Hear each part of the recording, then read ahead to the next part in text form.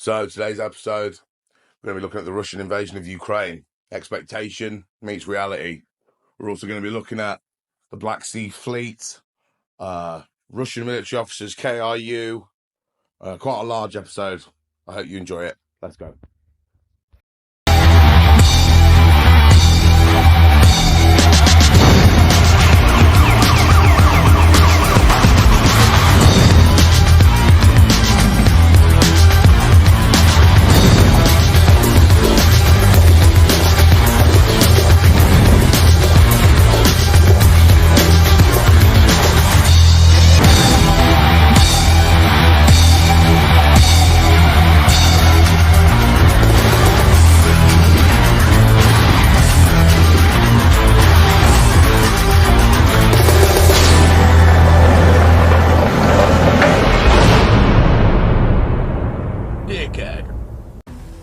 In the early hours of February the 24th, 2022, Russian President Vladimir Putin would announce the full-scale invasion of Ukraine, or as he called it, the special military operation. It addressed the citizens of Russia and Ukraine, the armed forces of Russia and Ukraine, and the international community. Putin announced that Russia was launching a special military operation to defend the Russian-controlled territories in eastern Ukraine, the Donetsk People's Republic, and the Luhansk People's Republic, under Article 51 of the United Nations Charter.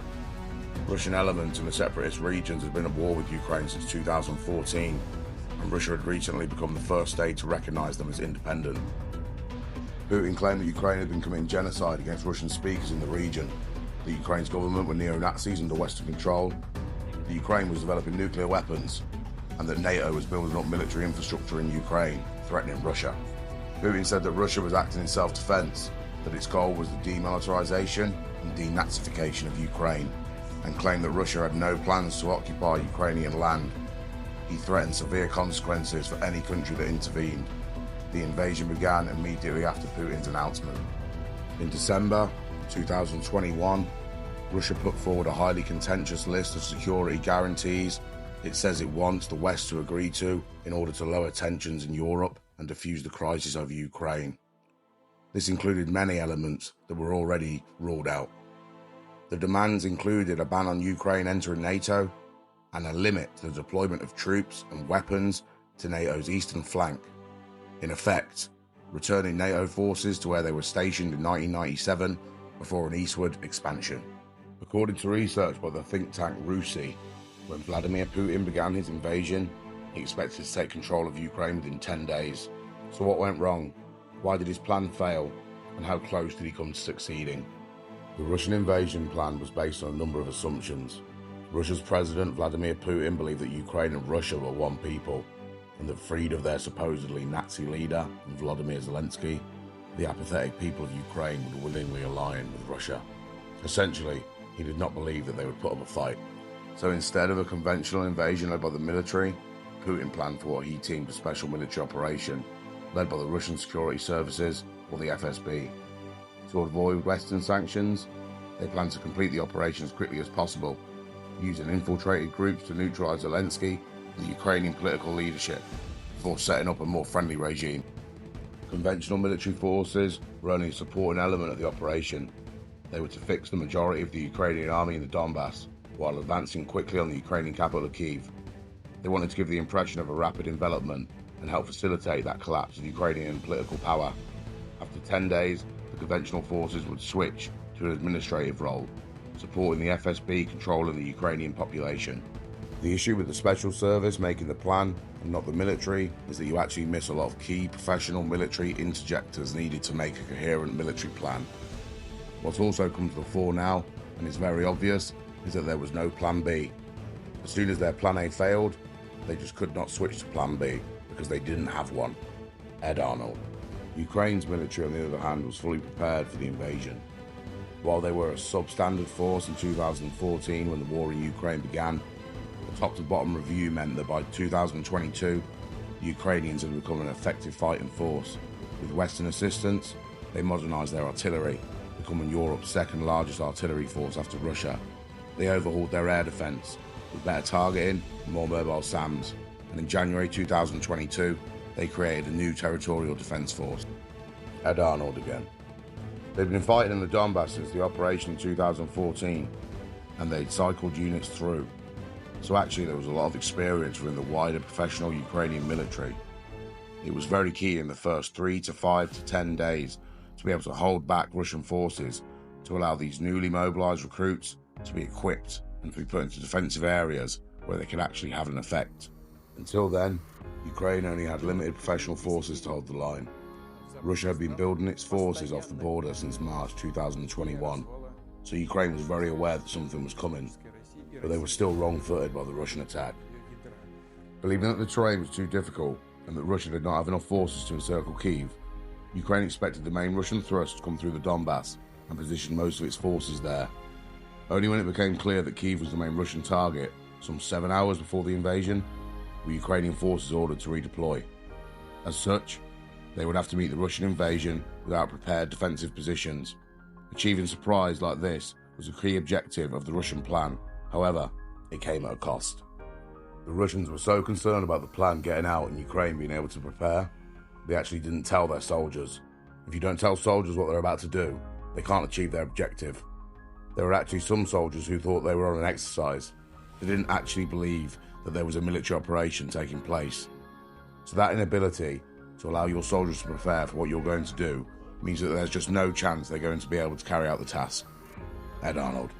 While the Russian army had surprised the Ukrainians at an operational level, the Russian soldiers were completely unprepared at a tactical level and faced Ukrainian soldiers who were psychologically ready for the fight.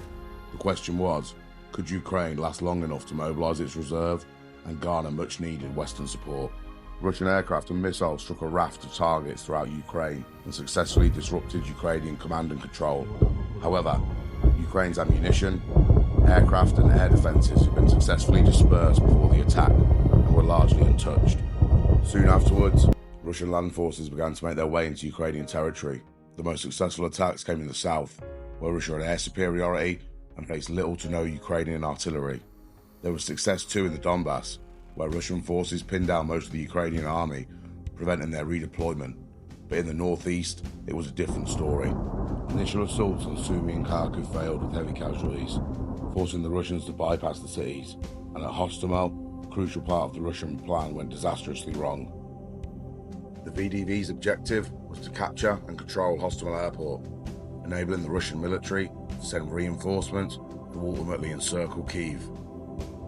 The VDV was one of Moscow's elite units. For a more detailed overview of the Hostomel paratrooper disaster, please check the pinned comments. 2 waves of 10 helicopters flew low along the Dnipro River to capture the vital airport just north of Kyiv.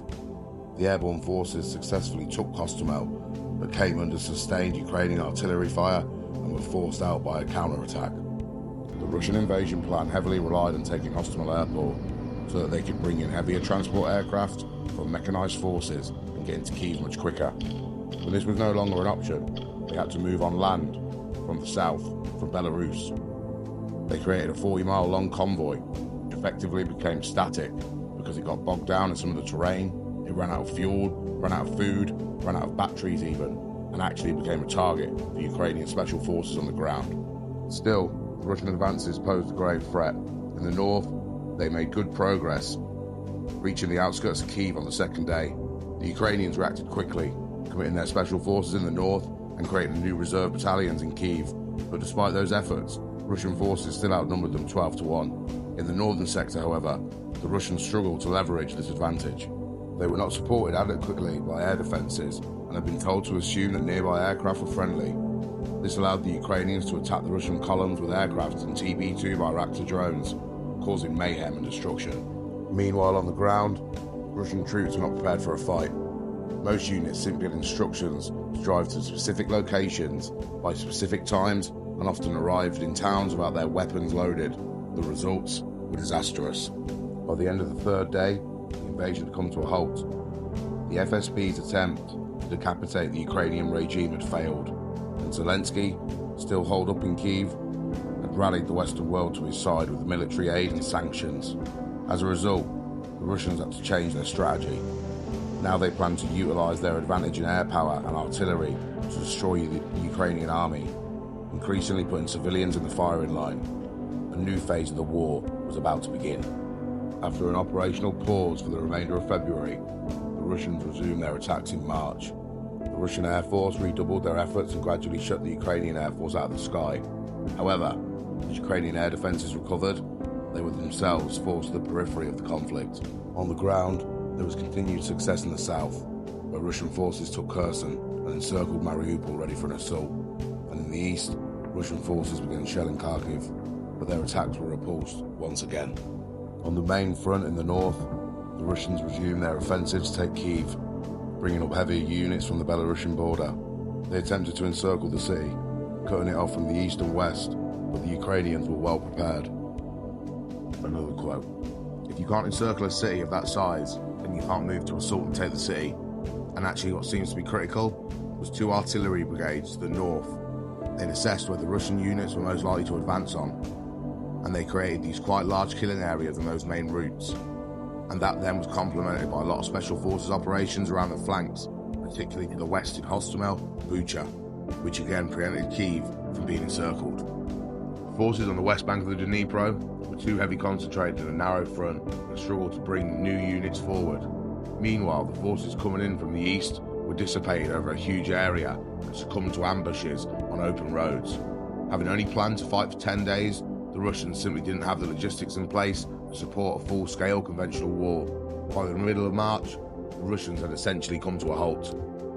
Their only success came in the city of Mariupol. Although the Ukrainian defenders held out until May, the capture of the city demonstrated what Russia could have achieved: proper encirclement, air superiority, massed artillery fire, and troops mentally prepared for urban warfare. The battle had huge consequences for the civilian population of the city, where thousands are expected to have died. But it also demonstrates the fundamental flaw at the heart of the Russian invasion plan.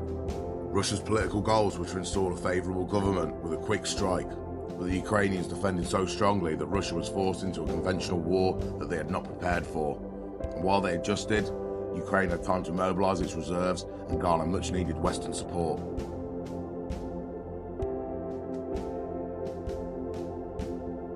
With the Russian convoys of equipment and personnel getting blasted from Bucha to Belgorod, the Kremlin had to send civilian trucks, such as these fucking things, to replace the losses, as they were so devastating. I mean, look at these fucking things. What the fuck is that? Russian personnel and equipment losses have been spectacular and horrific.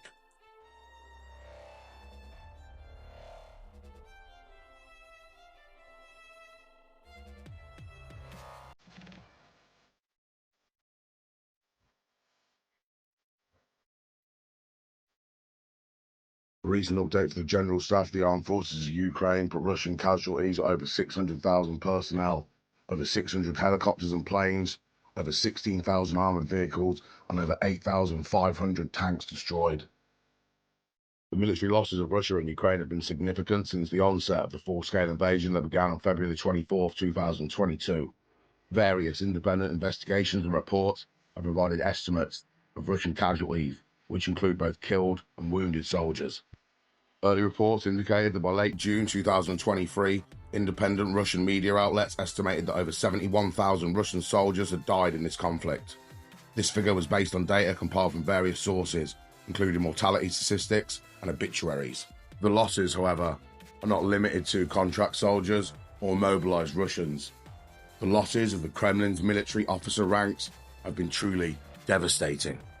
Current Russian officers, KRU, stands at 4,599, including 1 lieutenant general, 6 major generals, 658 classes other, 96 colonels, 252 lieutenant colonels, 494 majors, 748 captains, 1,203 senior lieutenants, 904 lieutenants, 237 junior lieutenants.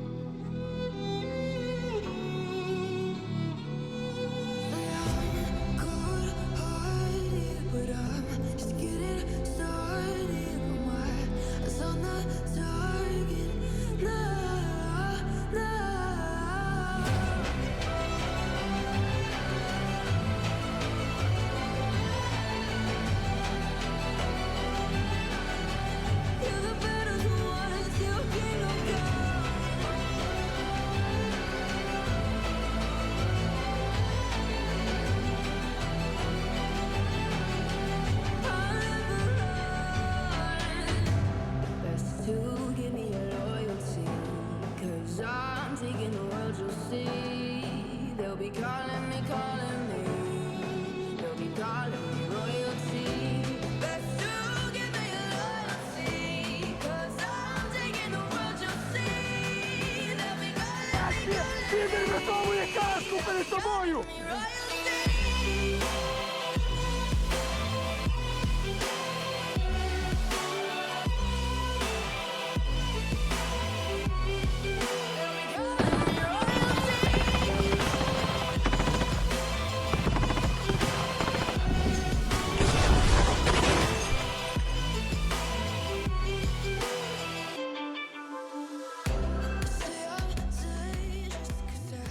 Two and a half years after Russia's unprovoked invasion of Ukraine, both countries and the rest of Europe have been transformed by the war.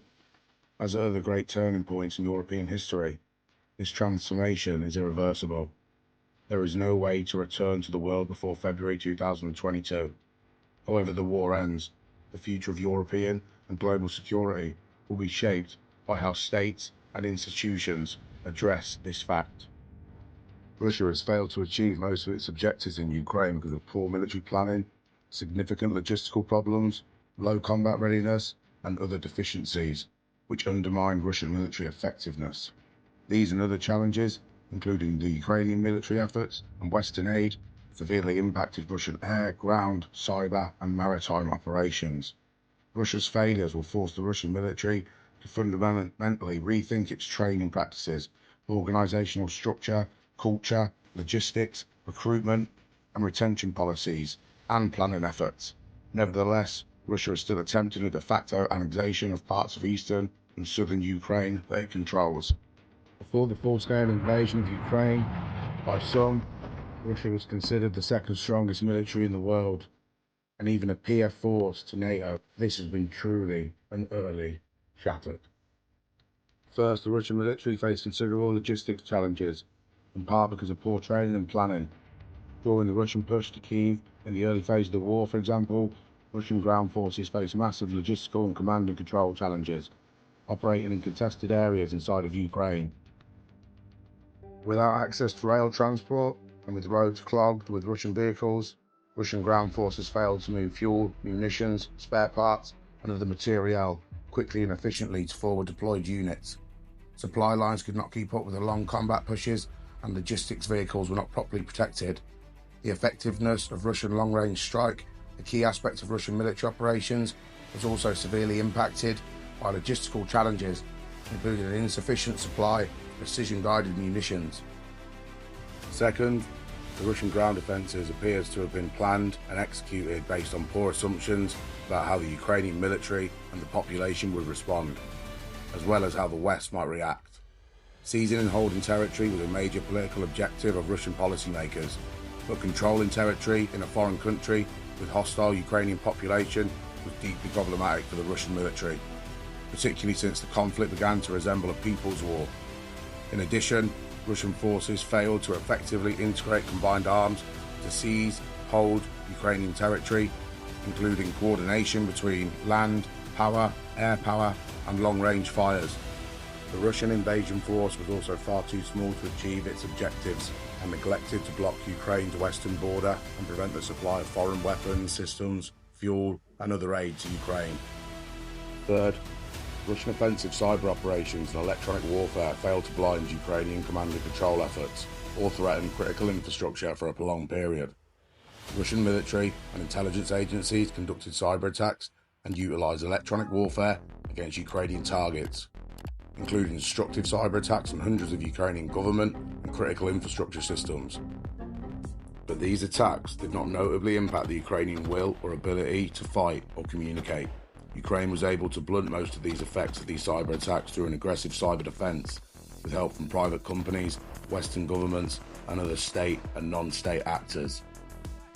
The Vatniks were also driving about with non-secured communications, where there was literal Ukrainian civilians operating CB radios, hacking into the Russian military comms and trolling them. The Russians did nothing to cut Ukrainian civilian communications off either. So Russian convoys would go by, Ukrainian civilian would ring up the military, tell them where they were, and the Russians would get schwacked. Absolutely fucking embarrassing. Ведется бой из танков. Убриту 1042, прием. Курс 04, прием. 11, Кабулина, 42, прием. Почему не едете, прием? Нахуй пошел, что тут непонятно. Ребята, не занимайте круговую оборону, лучше сдавайте сразу, вам всем пизда. Ебало, сука, у тебя, чтоб ты понял. Сейчас потихоньку джавелинами накроем вас. К ебаной матери. Тебе в жопу засунь, пидор ебаный. Это ты, пидор ебаный, ты на моей земле. Там, блядь, будешь, сука, и кормить червей. Гандон ты ебаный. Хлебало забей ты, ублюдок. Ты хуйло, блядь, брянское.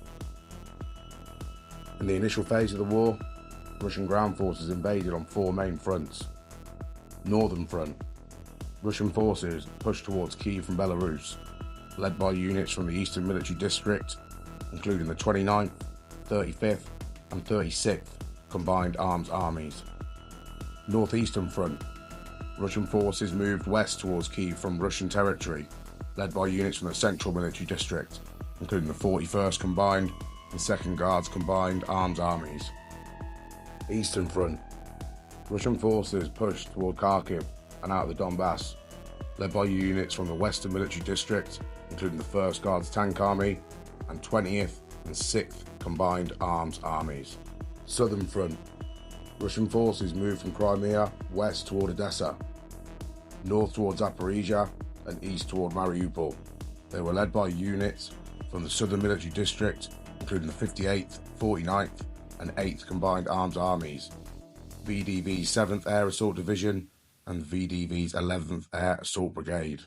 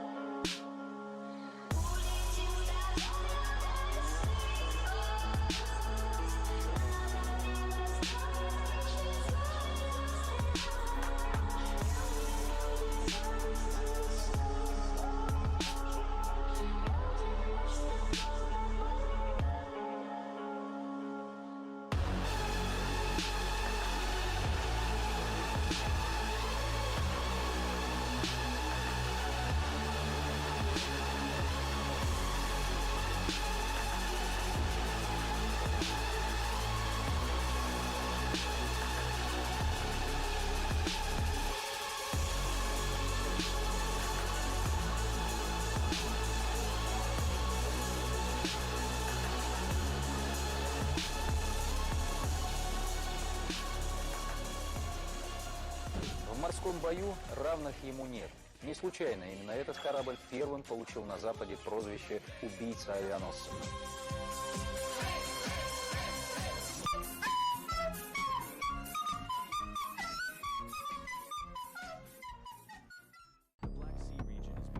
At the start of the February 2022 full-scale invasion, Black Sea could, without exaggeration, be described as a Russian and Turkish lake. Other naval powers, not least the Ukrainian Navy, had minimal control. Certainly, short of direct Turkish intervention, Russia enjoyed almost complete freedom of operation. Ukraine's flagship, the Krivak, was scuttled at its berth in Mykolaiv as the Russian advance drew close. Ships which did take on the Russians directly did not fare well. The patrol ship, Slovyansk, which lacked significant air defences, sunk on the 3rd of March 2022 by Russian aircraft. Ships in Ukraine's ports in the Sea of Azov were destroyed or captured as Russian forces advanced. Thus, within days of the invasion, the Ukrainian fleet was all but non-existent.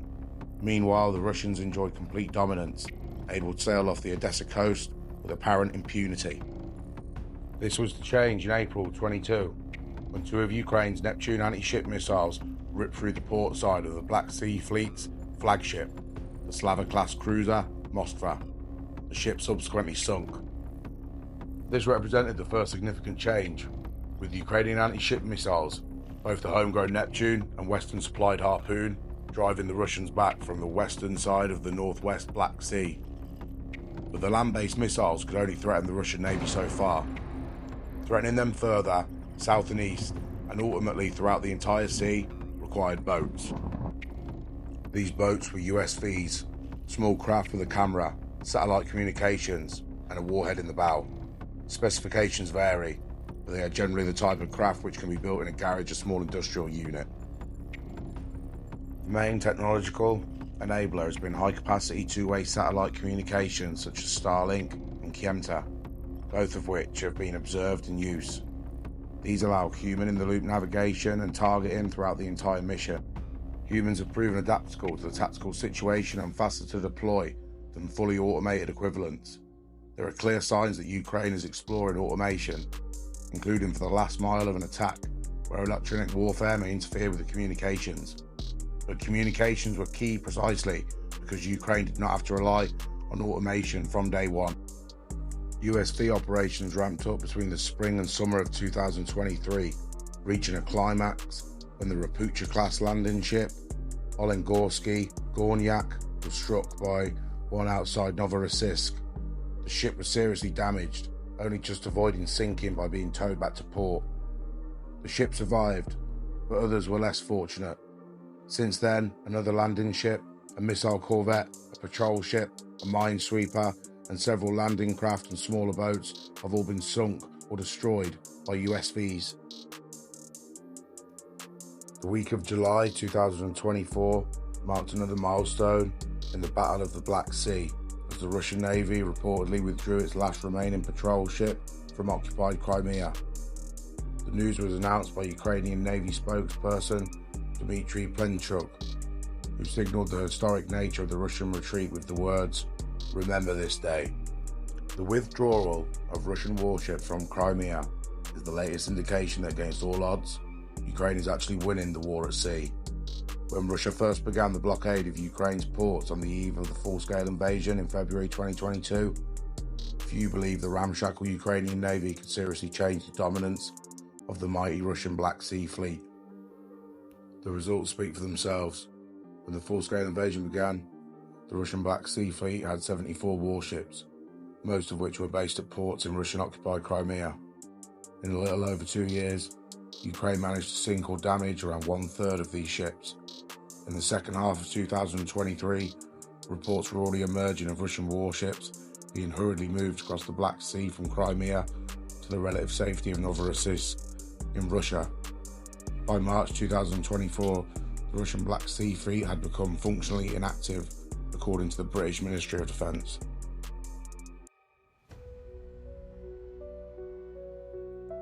Ukraine's remarkable success in the Battle of the Black Sea has had significant practical implications for the wider war. It has disrupted Russian logistics and hindered the resupply of Russian troops in southern Ukraine, while limiting Russia's ability to bomb Ukraine targets from warships armed with cruise missiles. Crucially, it has also enabled Ukraine to break the blockade of the country's Black Sea ports and resume commercial shipping via a new maritime corridor. Now, also, for anyone whose knowledge isn't great on the history of the Russian Navy, trust me when I say this, you can take it to the fucking bank. It is well worth your time looking at. I can't think of the channel's name off the top of my head. I'll have to put it in text on the screen. But if you just go onto YouTube and you type in "The Russian Navy Sucks," I promise you, it's such a fantastic channel, and you have got hours and hours of entertainment there. All I'll say is Kamchatka. No, I butchered that. The Kamchatka. The Kamchatka? Yeah. For those who know, you know. For those who don't, get to know.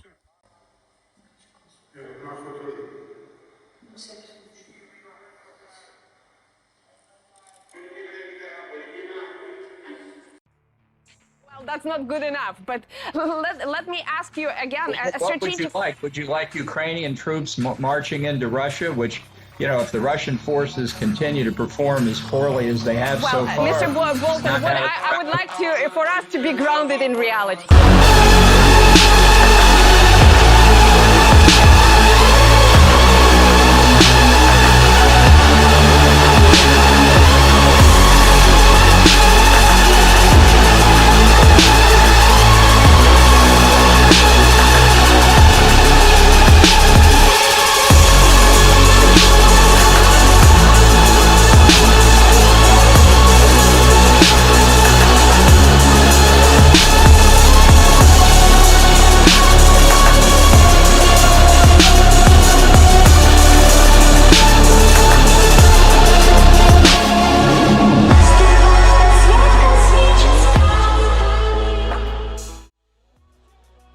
In the space of just 2 weeks, Ukraine had claimed more Russian land than Putin's army managed to seize in Ukraine since the start of 2024. Kyiv's bold summer offensive caught the Kremlin completely off guard and has transformed perceptions of a war that many believed was moving slowly but surely toward an inevitable Russian victory. Rarely in the history of modern warfare has any military succeeded in pulling off such a stunning surprise. Since Ukraine's invasion of Russia first began on August the 6th, it has dominated the international headlines and has been one of the top news stories around the world. Everywhere, that is, except Russia itself. While the global press has been reporting breathlessly on the first invasion of Russia since World War II, the Kremlin-controlled Russian media has been instructed to minimize the significance of Ukraine's counter-offensive and convince domestic audience that the presence of Ukrainian troops inside Russia's border is the new normal. This strategy has been all too evident on Russia's federal TV channels throughout the past fortnight, with comparatively little coverage of Ukraine's cross-border operation. Any mentions have typically been accompanied by euphemistic references to the situation or events in Kursk region. The Kremlin's intense discomfort was perhaps most immediately obvious on last weekend's episode of Russia's flagship current affairs TV show, Sunday Evening, with Vladimir Solyov, with Russian MP and studio guest Andrei Gurilov declaring the most important thing is for everyone to shut up. Russia's propagandists are taking their lead from Putin himself. The Kremlin dictator has remained remarkably tight-lipped over Ukraine's invasion and has limited himself only to a handful of public statements. Notably, there have been no attempts to rally the Russian people against the invader or engage in the kind of historical grandstanding that Putin normally favours. On the contrary, he has opted for a strikingly understated approach.